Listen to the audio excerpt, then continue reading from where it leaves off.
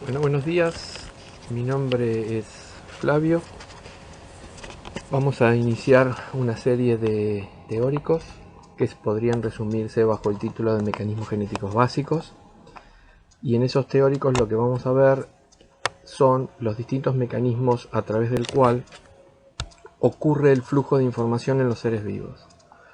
Ustedes saben que en los organismos vivos la información se almacena en forma de la secuencia de bases de la molécula de ADN, una larga cadena de nucleótidos, de desoxirribonucleótidos, y que en esa secuencia de bases está de algún modo codificada o almacenada la información de todo lo que una célula es, fue o será en interacción con determinado ambiente.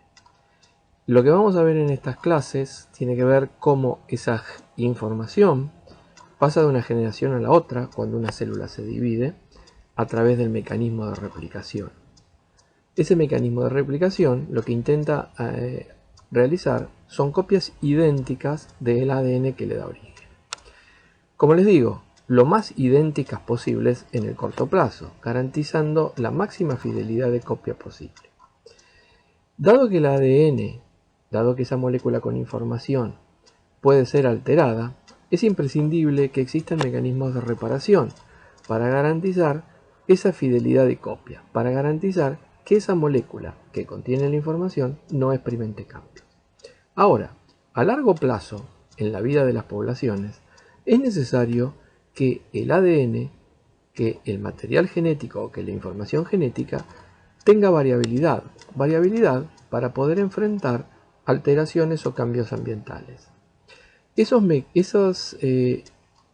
variabilidad se genera a través de un proceso particular que es la recombinación génica, proceso que ocurre asociado a la reproducción sexual de los organismos, como veremos más adelante.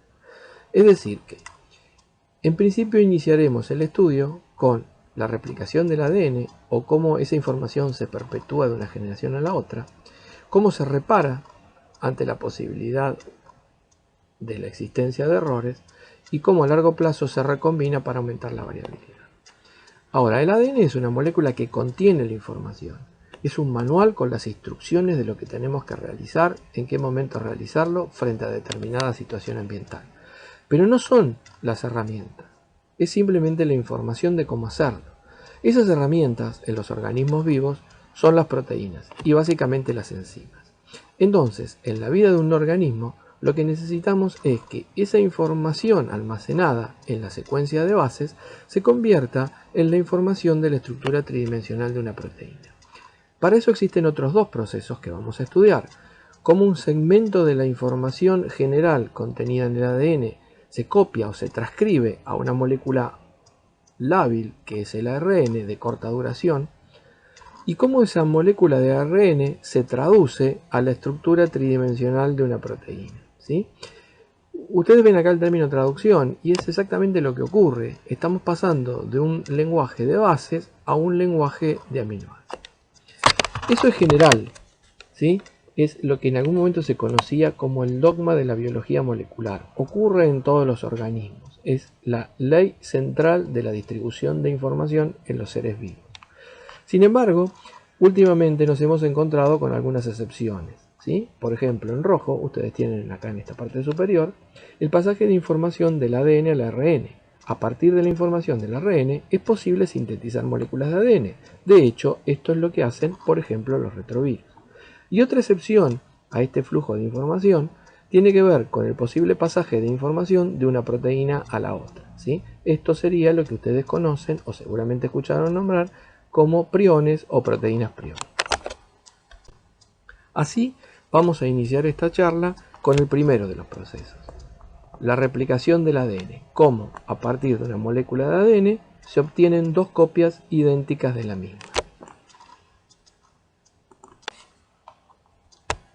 Lo que estamos viendo en esta nueva diapositiva es una molécula de ADN.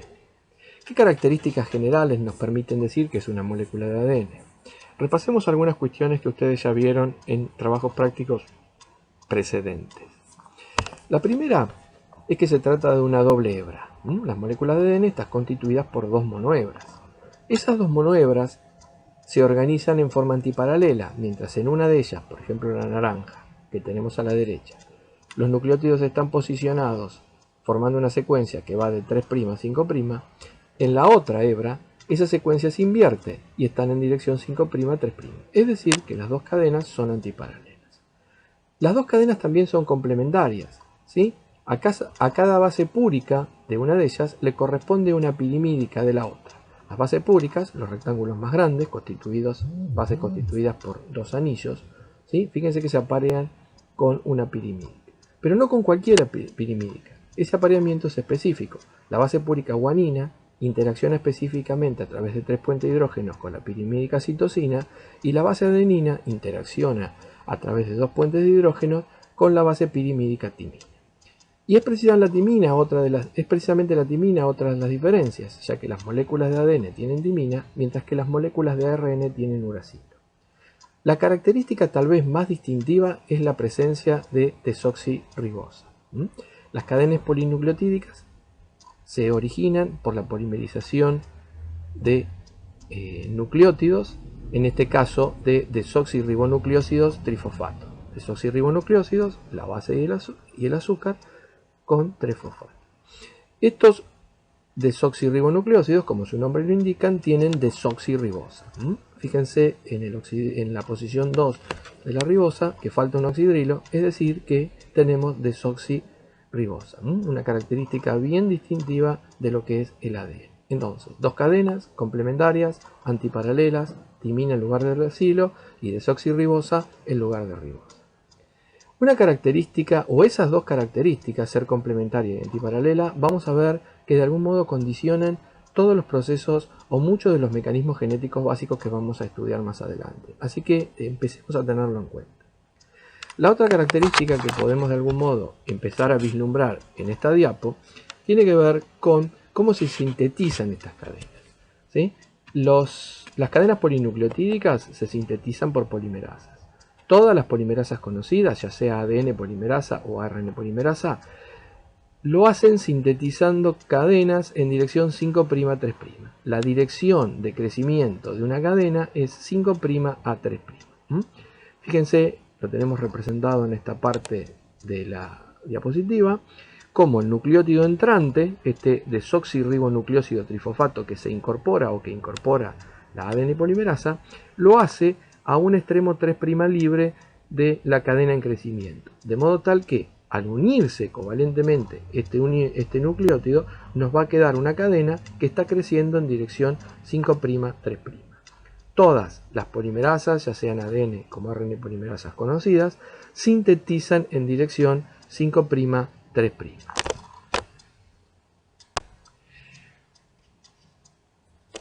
Lo que vemos aquí es a la ADN polimerasa. En verde se las presento. Hola, soy la ADN polimerasa. La ADN polimerasa necesita ciertas condiciones para poder llevar adelante su tarea.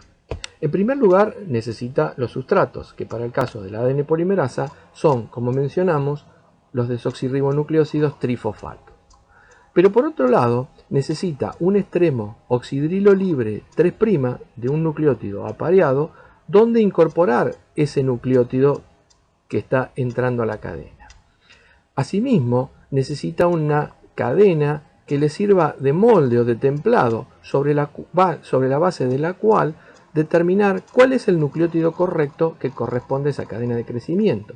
Esto lo hace, o esto está facilitado, como les mencioné, por el hecho de que las dos cadenas son complementarias. Es decir, que si en la base molde tenemos una timina, la base que corresponde a la elongación sería una adenina, ¿sí? De ese modo, cumpliendo esas tres condiciones, tener los sustratos, ¿sí?, desoxirribonucleósidos trifosfatos, un extremo 3' oxidrilo libre de un nucleótido apareado y tener un molde, la ADN polimerasa puede polimerizar o sintetizar una cadena hija en dirección 5' 3'. En esta diapositiva se representa otra de las características distintivas del proceso de duplicación del ADN, ¿sí? Esa característica es la de ser un mecanismo o un proceso semiconservativo. Esto es lo que tenemos graficado, representado en esta diapo, es un experimento clásico. Esto lo pueden encontrar en la mayoría de los libros, muy interesante porque de alguna manera muestra cuál fue la pregunta y cuál fue la estrategia para responderla. Pero vayamos a las conclusiones, y la conclusión fue que si nosotros tenemos una cadena de ADN aquí representada en rojo, la duplicación de esa molécula se produce debido a la separación de esas dos monohebras, y cada una de las cuales sirve de molde para la síntesis de una cadena hija nueva. Es decir, que en una molécula de ADN recién sintetizada, nosotros vamos a tener una de las monohebras representada completamente por lo que era la monohebra materna, y una nueva monohebra sintetizada completamente de nuevo, es decir, una completamente nueva. Tendríamos una roja, la materna, y una hija en azul, la nueva. A este proceso se lo conoce como replicación semiconservativa, ¿sí? Y es otra de las características salientes del proceso de replicación del ADN. La duplicación del ADN no se origina al azar. La duplicación del ADN se inicia en lugares específicos a los cuales se denomina orígenes de replicación. Ese origen o esos orígenes de replicación, el origen de replicación es único en las moléculas circulares de ADN bacteriano.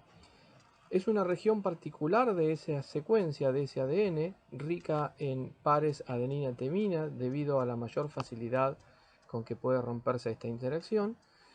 Y es el punto a partir del cual se origina la burbuja de replicación. Acá lo que podemos ver es el origen de replicación. Como les digo, es una secuencia determinada en un lugar determinado del genoma.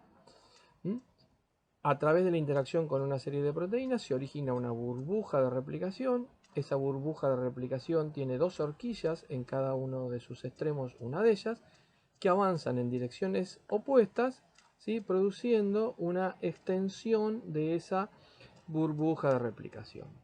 Lo que podemos ver en esta parte de la imagen es precisamente una burbuja de replicación en un organismo o en un ADN procariota, ¿sí? Una micrografía o una microfotografía electrónica, y ver cómo se desplaza en ambas direcciones.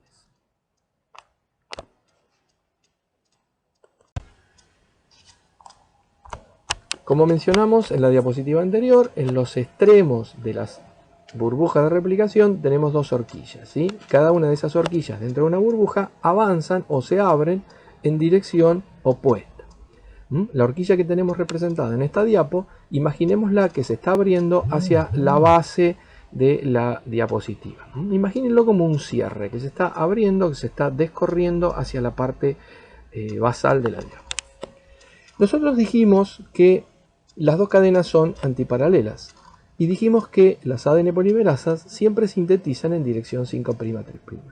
Es decir que, mientras en una cadena en crecimiento la dirección de síntesis 5'3' va a coincidir con la dirección en la que se está abriendo la hebra, en la cadena complementaria la dirección de síntesis va a ser opuesta a la dirección de apertura de esa horquilla. Recordemos siempre que cuando hablamos de dirección, la dirección es 5'3'. Lo que hace que sea opuesta, ¿sí?, es que las dos cadenas son antiparalelas. Entonces, leyendo el molde en dirección 3', 5', en una de las cadenas la polimerización ocurre en la misma dirección de apertura de la horquilla, pero en otra lo hace en dirección opuesta. En ese caso, en el caso que ocurra en dirección opuesta, ¿sí?, pasemos a la segunda imagen. Este sería un momento 1 y esto sería un momento 2. Lo que vemos acá es que se ha abierto una nueva extensión en esa molécula de ADN, la horquilla avanzado. Entonces, en una de las cadenas, la polimerización puede continuar sin interrumpirse, ¿sí? Y esa es la que se conoce como cadena líder o cadena conductora. Mientras que en la otra cadena, eso no ocurre.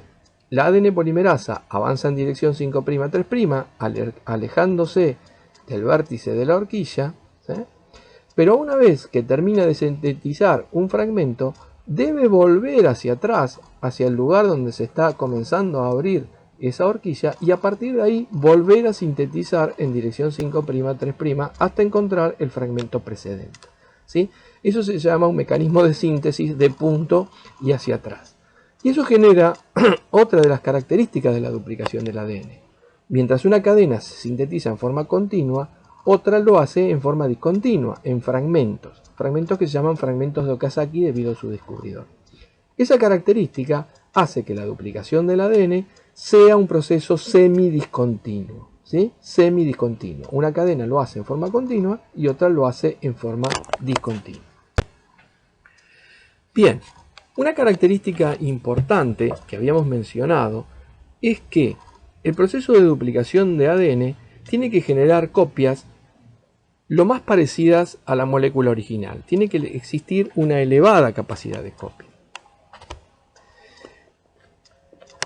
Una de las particularidades del ADN polimerasa que permite esa elevada fidelidad de copia, la ADN polimerasa se calcula que comete un error por cada 10 a la 9 nucleótidos que coloca, ¿sí? Es una tasa de error muy baja. Y eso podría deberse, entre otras cosas, a una actividad particular que tienen las ADN polimerasas, ¿sí? Como dijimos, las ADN polimerasas sintetizan en dirección 5', 3', que es lo que vemos está ocurriendo sobre esta cadena roja, ¿sí? En la parte superior del esquema. Sobre esa cadena en crecimiento, teniendo un oxidrilo 3' libre y un molde, se van adicionando los nucleótidos. Esos nucleótidos, o algunas de las bases de los nucleótidos, algunas de las bases de esos nucleótidos les puede ocurrir un fenómeno que se llama tautomerización. Una tautomerización es un reordenamiento de modo tal que una base en forma transitoria puede ser similar a otra. Por ejemplo, la citosina tautomerizada puede ser similar a una timina. ¿Qué ocurre entonces? La ADN polimerasa une esta citosina tautomerizada como si fuera una timina y la parea con una adenina. En consecuencia, queda un apareamiento entre una citosina tautomerizada, similar a una timina, y una adenina. Ahora, esa tautomerización es un proceso rápidamente reversible, de modo tal que en forma casi inmediata a su unión covalente a la cadena en crecimiento, esa citosina vuelve a su conformación original, ¿sí? Y en ese caso se rompe el apareamiento con la base complementaria. Ya no es una base que se parece a la timina, sino que volvió a ser citosina. Entonces tenemos un apareamiento adenina-citosina que no es específico, esa no especificidad lo desestabiliza y ese último nucleótido apareado se separa de la cadena complementaria.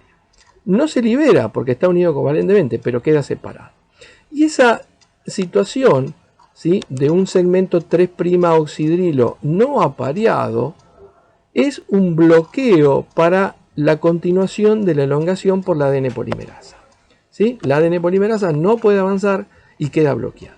Pero es aquí que la ADN polimerasa tiene una actividad complementaria, que es la de funcionar como una exonucleasa, es decir, como una enzima que remueve nucleótidos desde un extremo en dirección 3', 5'. O sea que, en lugar de avanzar en la dirección 5', 3', sintetizando, se mueve en dirección 3', 5', o sea, la inversa, produciendo la ruptura de esta base mal apareada. Una vez que se libera la base mal apareada porque no correspondía con la base complementaria, la ADN polimerasa puede continuar uniendo el nucleótido correcto. Esto se llama mecanismo de corrección de prueba o de galerada, pruebas de galera, ¿sí? Son las pruebas de galera son las pruebas que les mandan a los escritores de sus libros antes de ser publicados para que les den una lectura final y puedan corregir algunos errores. Bueno, esto es lo que hace la ADN polimerasa y es una de las características, su capacidad autocorrectora, la que permite o le permite tener una tan alta fidelidad de copia con una tan baja tasa de error. Esto es importante recordarlo, vamos a ver más adelante que las ARN polimerasas no tienen esta capacidad.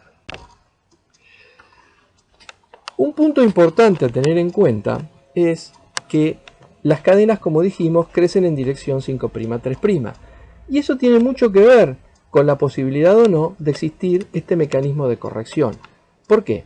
Cuando nosotros apareamos cuando la ADN polimerasa incorpora un nucleótido en dirección 5'3', lo hace utilizando la energía de los fosfatos de alta energía que trae el desoxirribonucleósido trifosfato entrante. De modo tal que si nosotros, una vez que unimos ese nucleótido, lo tenemos que despegar de la cadena o tenemos que romper la unión covalente que lo mantenía unido a la hebra en crecimiento, no tenemos ningún inconveniente en incorporar un nuevo nucleótido, ya que este nuevo nucleótido lo hará utilizando la energía del trifosfato que tiene en su composición. Si la cadena creciera en dirección 3', 5', algo absolutamente hipotético porque no existe evidencia de que eso sea así, pero si ocurriera, si cada nucleótido se uniera en dirección 3', 5', lo haría utilizando la energía los enlaces de alta energía, los enlaces fosfatos de alta energía, de un nucleótido previamente incorporado. Fíjense, acá tengo un nucleótido que se incorpora, ¿sí?, utilizando los enlaces fosfatos de alta energía del nucleótido precedente. Ahora, si ese nucleótido fue incorrectamente adherido a la cadena o fue incorrectamente polimerizado, lo que nosotros vamos a tener que hacer es removerlo, pero al removerlo, removeríamos esos enlaces de alta energía que le permitían su unión.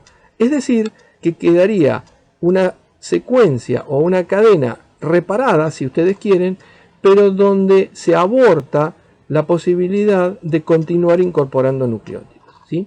Eso también es importante tenerlo en cuenta, porque el proceso de reparación o de corrección, autocorrección que tiene la ADN polimerasa en dirección 3', 5', no sería posible si las cadenas crecieran en una dirección diferente a la que lo hacen en realidad.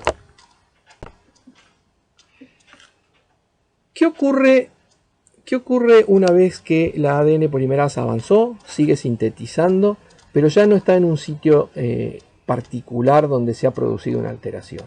Y estamos hablando de alteraciones que generan un cambio de una base por otra que es similar a las bases que son comunes en el ADN, como el caso anterior, donde nosotros teníamos una citosina que se tautomerizaba, ¿sí?, y podía unirse simulando ser una timina, pero después nos quedaba un apareamiento citosina-adenina incorrecto. Cuando eso ocurre en inmediatez del ADN polimerasa, se puede reparar por su capacidad autocorrectora. Pero una vez que el ADN polimerasa circuló por esa región, ya no es posible apelar a esa capacidad autocorrectora para repararlo. Ahora, si yo tengo un apareamiento citosina-adenina, es claro que ese apareamiento es incorrecto. La citosina se aparea con guanina y la adenina con timina. Ahora, ¿cuál de las dos bases es incorrecta, dado que las dos bases son comunes en el ADN? Bueno, es una pregunta que es difícil contestar. A las células les es difícil contestar esa pregunta. Sin embargo, existen algunas estrategias que nos permiten, de algún modo, ¿sí?, estimar cuál puede ser el error. Un caso conocido o estudiado bastante en bacterias tiene que ver con que las secuencias de ADN maduras están metiladas, ¿sí? Algunas de sus bases tienen un grupo metilo unido covalentemente. Eso no ocurre en la cadena que se está sintetizando, no ocurre, digamos, en primera instancia. Una vez que esa cadena se está sintetizando, en primera instancia no está metilada. Es decir, que si en algún momento existiera un apareamiento adenina-citosina donde no sabemos cuál de las dos bases es la errónea, ¿sí?, no sabemos si es la citosina o es la adenina, lo que sí sabemos es que el error existe porque ese apareamiento no es correcto, el sistema toma la decisión de reparar o remover aquella cadena que se sintetizó recientemente. Y para poder elegir cuál es la cadena que se sintetizó recientemente, apela al hecho de que no esté metilada, ¿sí? Eso sería un mecanismo en el corto plazo para poder reparar esa alteración. Y otro mecanismo también estudiado, en este caso se conoce en eucariotas, es, ya vamos a ver a qué refiere eso, la existencia de pequeñas fisuras o pequeños muescas en la estructura de los ADN que se están sintetizando. O sea que la cadena que se está sintetizando recientemente tiene muescas. En este caso, frente a ese apareamiento incorrecto, la decisión de remover la cadena También pasa por reconocer cuál de las dos cadenas es la que se sintetizó recientemente, y eso se hace teniendo en cuenta la existencia de muescas en la misma. Fíjense que acá se removió el segmento donde está el apareamiento incorrecto, y a partir de aquí se generan las condiciones para poder ser reparado. A partir de aquí vuelve nuevamente la ADN polimerasa y reemplaza este segmento de nucleótidos que fue eliminado. Bien, como mencionamos, la ADN polimerasa tiene una capacidad autocorrectora. Eso es clave porque impide que se cometan errores o reduce significativamente la probabilidad de un error a la hora de duplicar el ADN. Ahora, la ADN polimerasa tiene un problema. No puede sintetizar una cadena polinucleotídica de cero, ¿sí? No puede empezar de la nada una cadena polinucleotídica. Como mencionamos en una diapositiva anterior, la ADN polimerasa requiere de un extremo 3' oxidrilo libre de un nucleótido apareado. Pero eso no lo puede hacer. ¿Quién realiza esa acción? ¿Quién le da la condición de partida a la ADN polimerasa? Bueno, otra enzima que es la ADN primasa. La ADN primasa, ¿sí?, es una ARN polimerasa que sintetiza un corto fragmento de ARN y de ese modo genera, como podemos ver en la parte inferior de esta diapositiva, un extremo 3' oxidrilo libre a partir del cual la ADN polimerasa sí puede iniciar su actividad. La ADN primasa, como les digo, sintetiza ese pequeño fragmento de ARN que se conoce como primer o cebador, y es un segmento de ARN. Ahora, ¿qué problema tiene la ARN polimerasa, y en este caso la ADN primasa? Tiene la capacidad de sintetizar una cadena de novo. Eso es clave, porque eso permite generar la condición de inicio para que la ADN polimerasa pueda trabajar, pero no tiene capacidad autocorrectora, ¿sí? No es como la ADN polimerasa que puede chequear si los nucleótidos que viene uniendo lo han sido hechos en forma correcta. Por lo tanto, si bien puede iniciar una cadena de cero, lo que no puede hacer es generar o no puede corregir que esos nucleótidos hayan sido colocados correctamente. Es decir, que estos segmentos de ARN probablemente tengan muchos más errores que los que pueda sintetizar una ADN. Lo que tenemos aquí es un esquema de cómo trabaja la primasa, ¿sí? Fíjense que también es una polimerasa, también sintetiza en dirección 5'3'. Fíjense que sintetiza un corto fragmento de ARN, un cebador, y a partir de ese cebador la ADN polimerasa puede elongarlo hasta que se encuentra con el segmento precedente, ¿sí? En azul serían los segmentos sintetizados por la primasa y en rojo los sintetizados por la ADN polimerasa. Fíjense aquí que tenemos dos segmentos o dos fragmentos de Okazaki.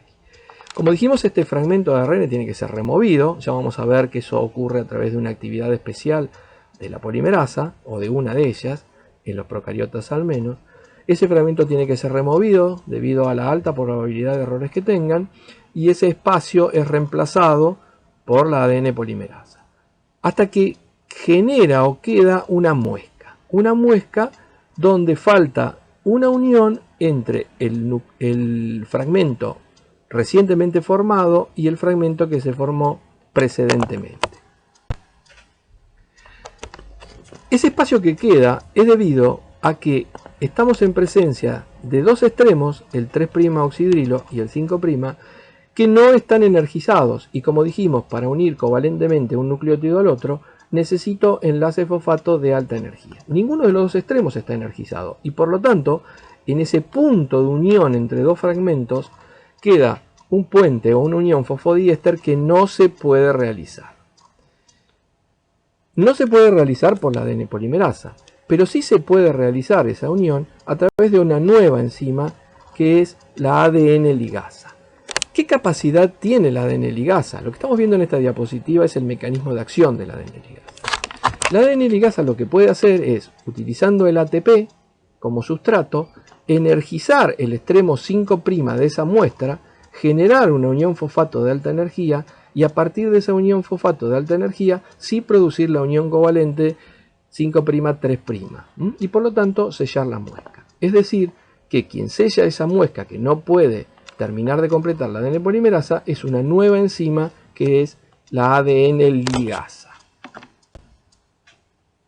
Bien, lo que tenemos aquí es un resumen de las actividades o de las características más salientes de las 3 ADN polimerasas que se conocen o que vamos a mencionar en procariotas, la 1, la 2 y la 3. Si ustedes ven en el rectángulo rojo, las 3 ADN polimerasas tienen actividad exonucleasa 3'5', es decir, que las 3 ADN polimerasas tienen capacidad autocorrectora. Esto es clave, como les dije, porque es una de las garantías de fidelidad de copia. La otra situación que podemos observar es que la ADN polimerasa 1 tiene actividad exonucleasa en dirección 5'3'. Esta actividad exonucleasa 5'3' es importante porque es la que le permite remover el cebador de ARN. ¿Sí? Es decir, que a través de la ADN polimerasa 1, el sistema puede remover ese cebador de ARN que mencionamos sintetizaba la primasa. Entonces, todas pueden polimerizar en dirección 5'3', todas tienen capacidad autocorrectora con actividad exonucleasa 3'5', y la ADN polimerasa 1 tiene adicionalmente una actividad 5'3' que le permite remover el cebador. Abajo lo que vemos es la velocidad de polimerización, y fíjense que es distinta para las 3 ADN polimerasas.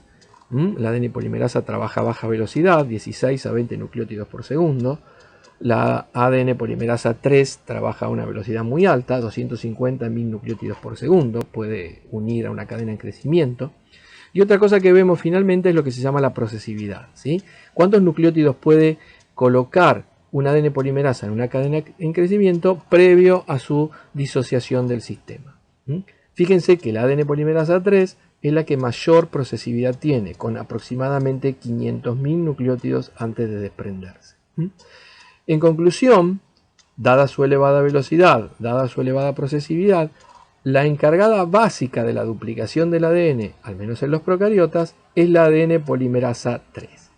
Las otras dos polimerasas también tienen su función, la 1 en la remoción del cebador y conjuntamente con la 2 el reemplazo de pequeñas regiones de ADN, pero no la mayor síntesis de la misma durante la replicación, que está a cargo de la ADN polimerasa 3.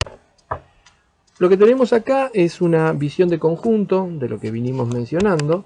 En la parte superior tenemos la burbuja dijimos tiene 2 horquillas, ¿sí? Lo que nosotros estamos observando es la parte izquierda o la horquilla de replicación de la izquierda. Aquí vemos una de las cadenas que se sintetiza en forma continua, 5'3' en la dirección de apertura de la horquilla se está abriendo hacia la izquierda de la imagen, ¿sí? Fíjense, acá está la ADN polimerasa 3, vino polimerizando toda esta región.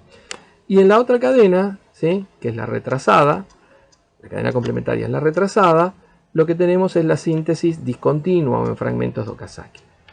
Fíjense, acá tenemos la primasa que está generando el cebador cerca de la horquilla de replicación, ¿sí?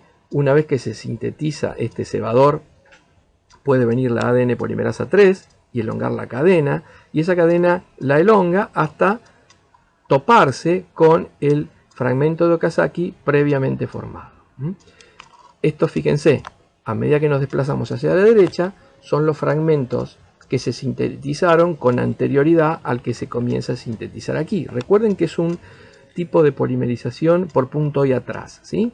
Supongamos acá en el punto 4, llegamos hasta el final de la polimerización, topándonos con el fragmento de Okazaki preexistente, la ADN polimerasa 3 vuelve al origen de replicación, donde la primasa ya le está preparando su nuevo cebador, ¿sí? Entonces, el 1 se sintetizó primero, el 2 después, y así siguiendo.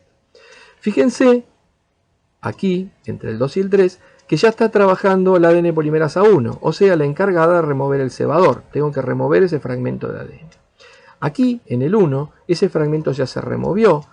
Alguna de las polimerasas 1 o 2 completó esa secuencia de ADN en reemplazo del ARN, y nos queda la muesca que, como mencionamos, ¿sí? Es cerrada por acción del ADN ligasa, ¿sí? Una cadena crece en forma continua, otra en forma discontinua, o sea que la replicación es un proceso semidiscontinuo. Bien, ¿qué es lo que estamos observando aquí? En esta diapositiva lo que podemos observar es cómo, en función del porcentaje de pares citosina-guanina que presenta una doble hebra de ADN, cómo varía la temperatura a la cual esas dos monohebras se separan, lo que se llama la temperatura de fusión o de melting, ¿sí? Dijimos que para poder duplicar el ADN, lo primero que tenemos que hacer es separar las dos cadenas. Esas dos cadenas, la separación de esas dos cadenas, depende de la cantidad de puente de hidrógenos que tenga. Cuanto mayor es la cantidad de puente de hidrógenos que tiene una cadena,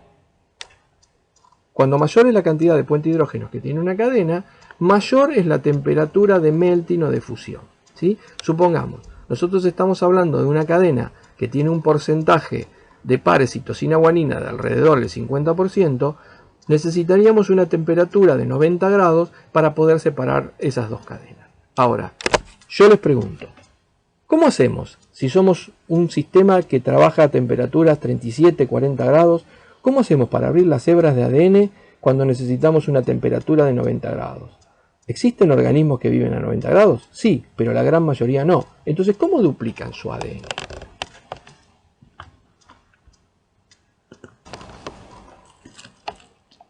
La pregunta anterior es relativamente sencilla de responder.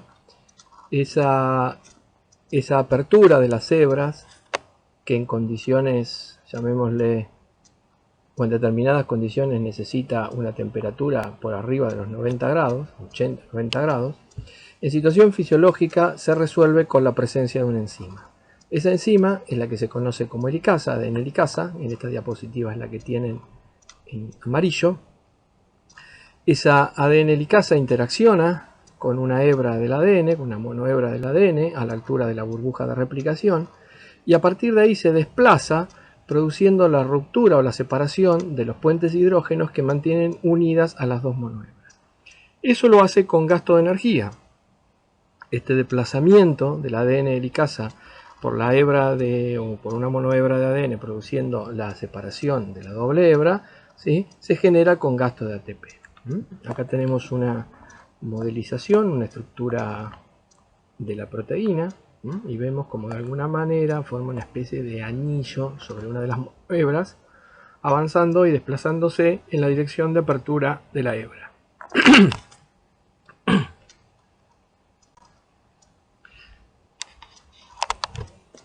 Un problema concomitante a la generación de una monohebra, al abrirse o al separarse la doble hebra, es que la secuencia de bases de esa monohebra puede tener ciertas regiones que se autocomplementan. Es decir, que existe una cierta posibilidad de formar estructuras tridimensionales por autocomplementación, ¿sí? Forman como una doble hebra interna, no entre dos cadenas, sino la misma cadena que se pliega y puede tener un apareamiento intracadena. Eso obviamente ofrece una dificultad al avance del ADN polimerasa, por lo cual es necesario prevenirlos. Y para prevenir la formación de esas estructuras existe una serie de proteínas que se conocen como SSB o proteínas de unión a la monohebra, que se unen de manera cooperativa extendiendo estas regiones de la cadena y evitando la formación de estas estructuras que dificultan el avance de la polimerasa. Acá lo tenemos, distintas reconstrucciones o distintas modelizaciones de estas proteínas. Fíjense que forman una especie de manguito de abrazadera que expone la monohebra, o sea, deja visible los nucleótidos para que la ADN polimerasa pueda leerlos y así usarlos de molde para la generación o la síntesis de la cadena nueva, y a la vez evita que se pueda plegar o plegar sobre sí misma para no formar esas estructuras tridimensionales que dificultan el avance de la polimerasa.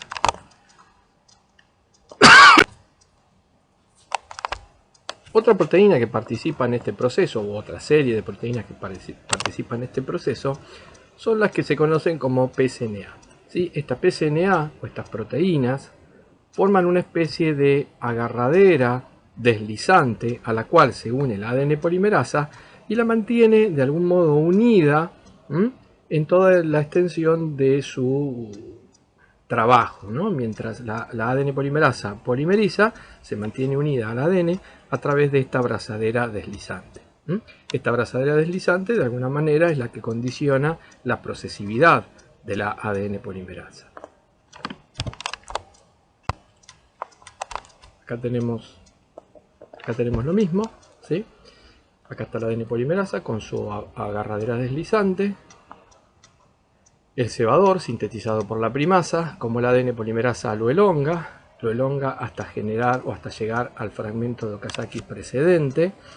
Habíamos mencionado que en la cadena discontinua la síntesis es por punto hacia atrás, o sea que en este punto se frena, se disocia la agarradera deslizante, el sistema se desensambla y puede volver a ensamblarse, ¿sí?, por delante de este nuevo cebador recientemente sintetizado, y a partir de ahí extender este primer o este cebador. Aquí lo que tenemos es una visión de conjunto de lo que estuvimos mencionando. Podemos ver la doble hebra, la helicasa y la primasa trabajando conjuntamente en la horquilla de replicación. Estas dos enzimas en procariotas constituyen lo que se llama el primosoma, ¿sí? Fíjense que la horquilla avanza hacia la derecha del gráfico, ¿sí? Esta es la hebra de ADN parental o materna, si quieren, y de este lado tenemos las hebras nuevamente que se han sintetizado recientemente, ¿sí?, en rojo. En el caso superior de la imagen, la cadena continua, la ADN polimerasa unida a la abrazadera deslizante, avanzando en la misma dirección de apertura de la horquilla, y en la cadena complementaria, que se sintetiza en forma discontinua o en fragmentos de Okazaki, ¿sí? Acá vemos la ADN polimerasa con su agarradera deslizante, avanzando en la dirección opuesta, siempre en dirección 5', 3', opuesta porque las dos cadenas son antiparalelas.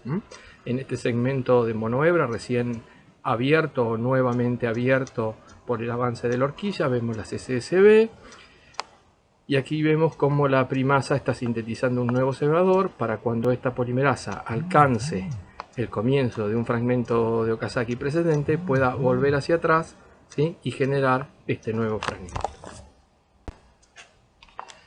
Bueno, algunos experimentos mostraron que las dos ADN polimerasas avanzan, las dos, me refiero a la de la hebra continua y la hebra retrasada, ¿sí?, o la discontinua, que las dos avanzan en la misma dirección.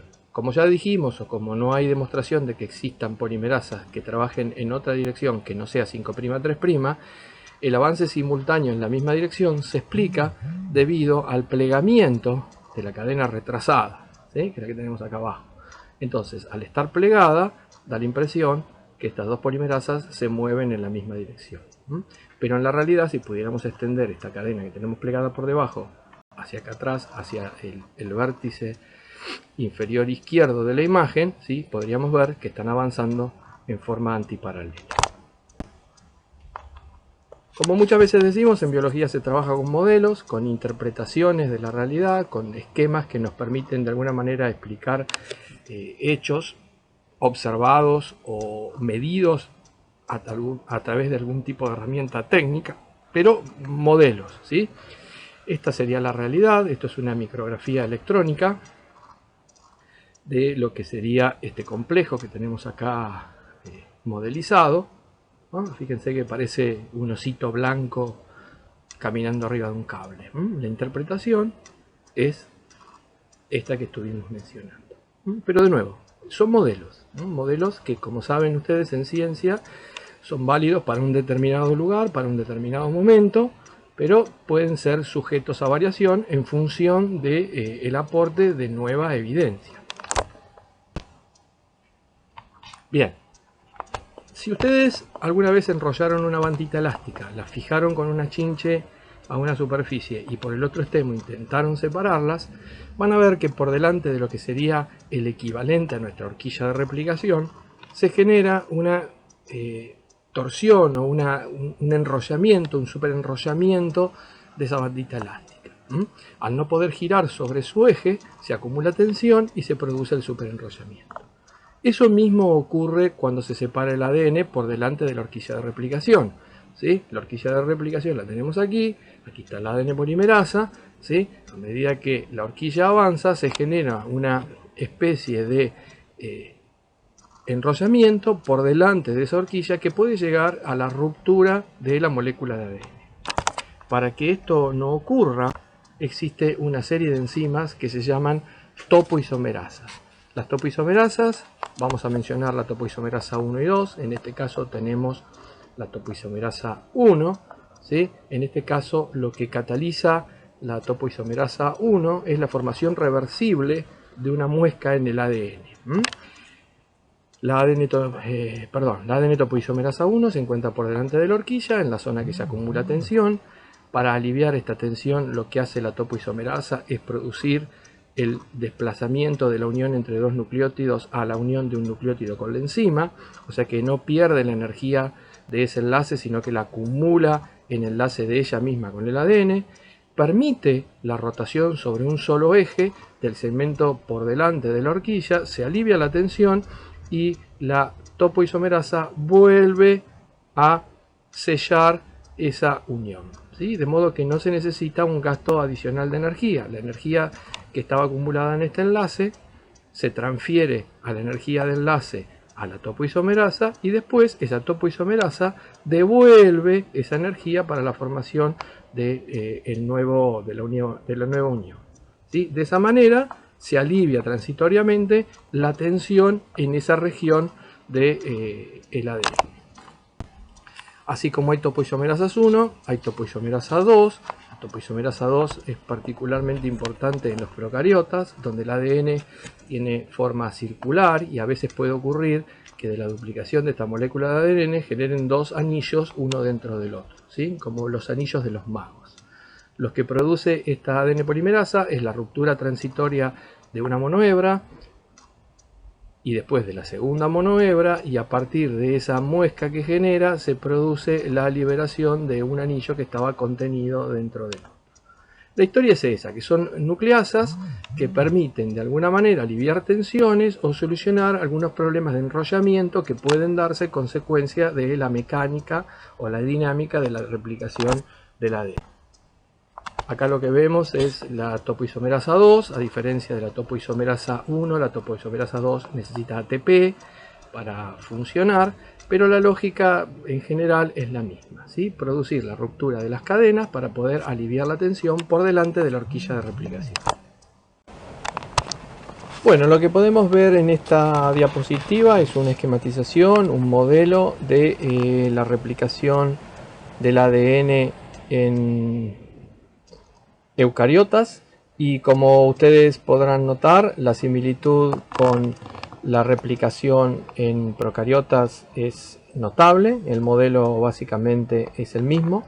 Hay algunas diferencias en cuanto a los nombres de las polimerasas. En este caso, aquí lo que tenemos son polimerasas denominadas con letras del alfabeto griego.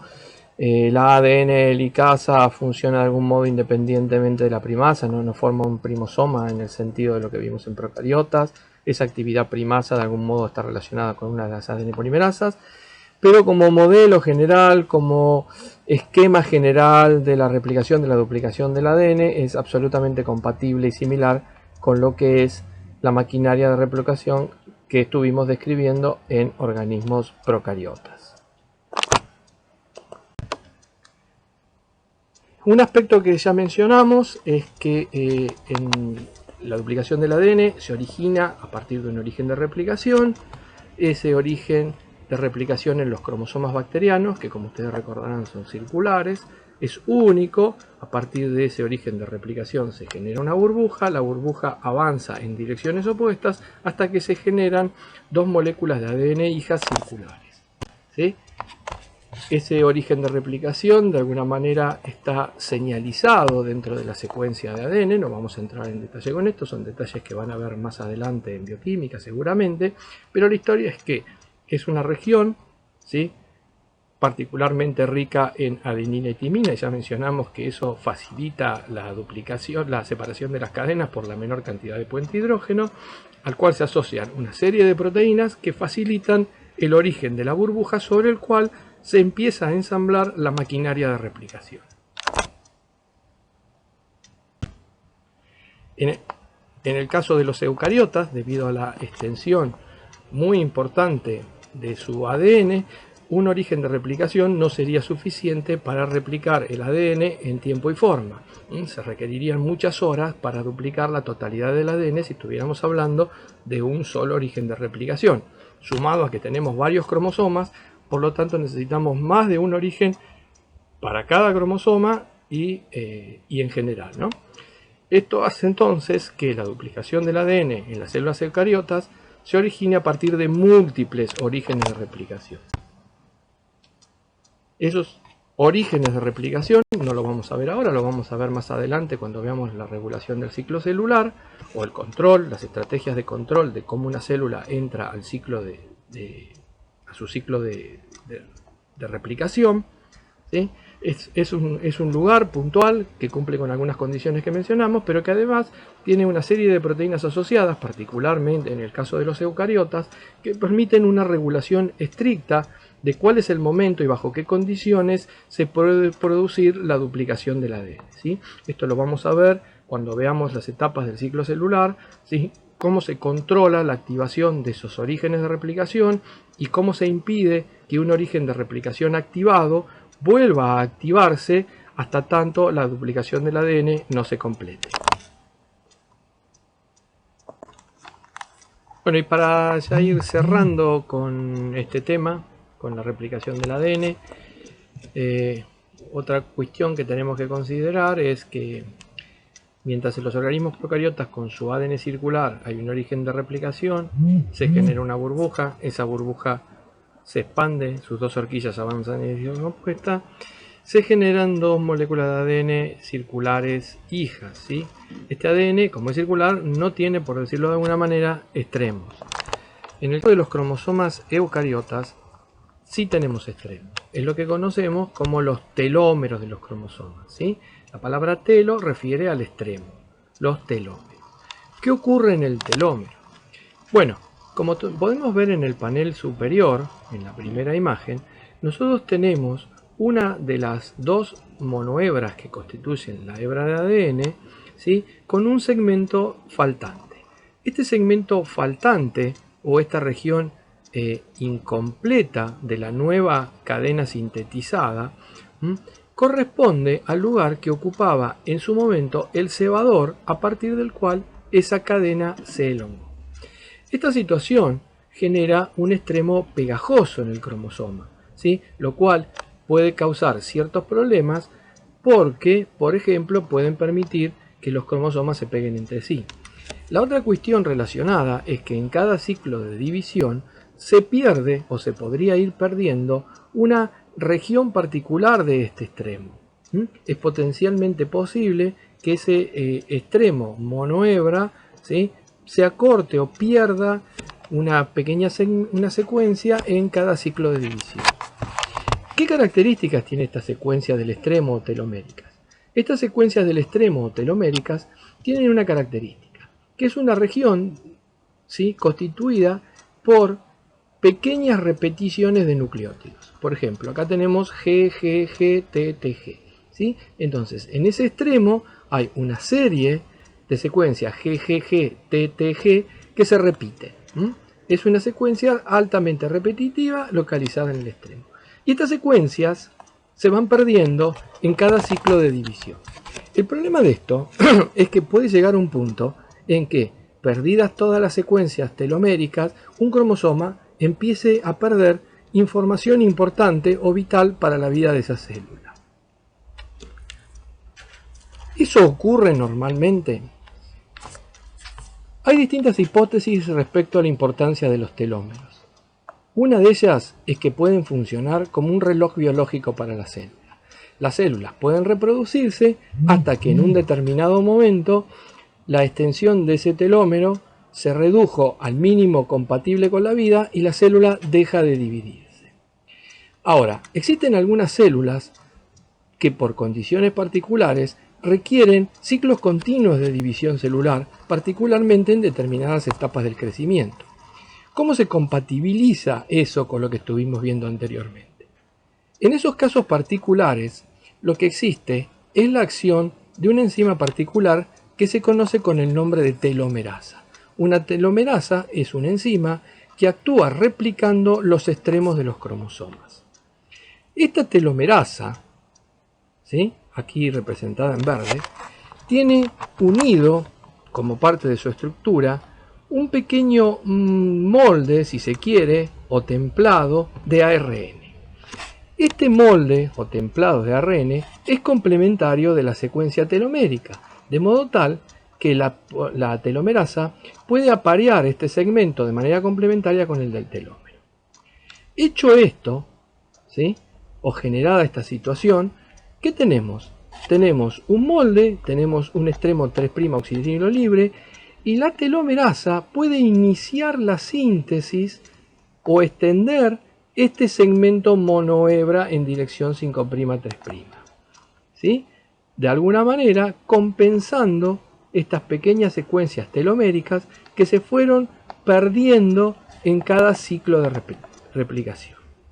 A partir de este momento que recuperamos o resintetizamos regiones de ese extremo que habían sido perdidas,